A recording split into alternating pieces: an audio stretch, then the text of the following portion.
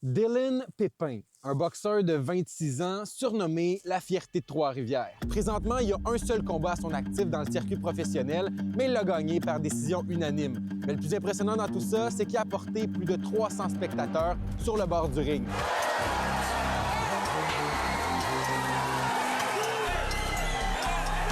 On va aller voir s'il est prêt pour son deuxième combat le 5 mars prochain. Salut, salut! Merci.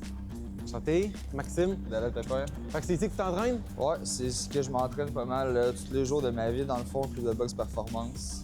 J'ai commencé à boxer, j'avais 12 ans. J'ai boxé pendant environ 5-6 ans. J'ai été champion du Québec, champion canadien. Après ça, j'ai comme une petite pause.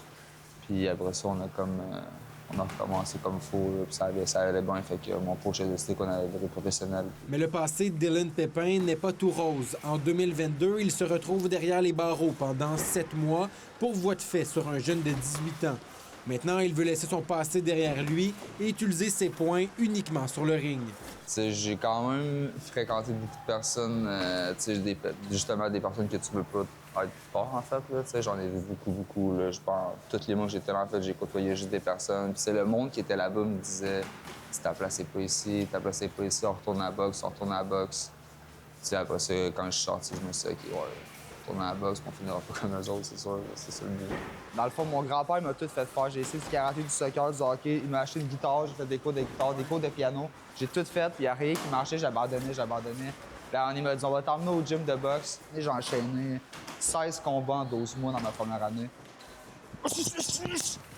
Là, tu as un combat dans le circuit professionnel. Comment tu as trouvé ça? Ah, c'était le fun. C'est sûr que c'était différent que j'avais 50 combats amateurs. Là. Ça faisait comme 12 ans que je boxais. Puis c'était la première fois que je reboxais avec du stress. Là. C'était vraiment spécial.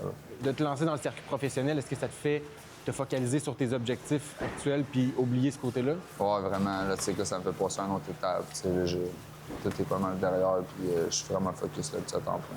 Bon, on va voir si j'ai l'étoffe de boxeur professionnel, moi aussi. On va aller se battre. Ah, ça, le troisième coup, c'est un crochet avec 1, 2, passons dans les hanches. C'est sûr que pour toi, c'est un peu plus dur d'aller à la bonne place parce que t'as jamais frappé quelqu'un, mais moi, ça vient de ça, mais 1, 2.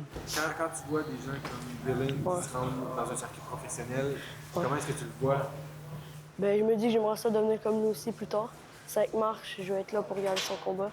Ah, ben, c'est sûr que ça fait du bien de voir que tout le monde te supporte. Surtout avant le combat, j'ai beaucoup de messages. Pendant, il y a plein de monde. J'ai reçu autant de messages après.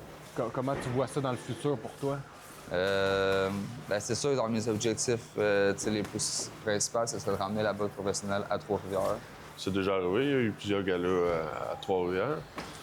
Il y en a eu à Shawinigan. Puis je pense que c'est encore quelque chose qui est possible. Avec Dylan dans le circuit, c'est possible. C'est officiel. À Trois-Rivières, Maxime Dany, pour Nouveau Info.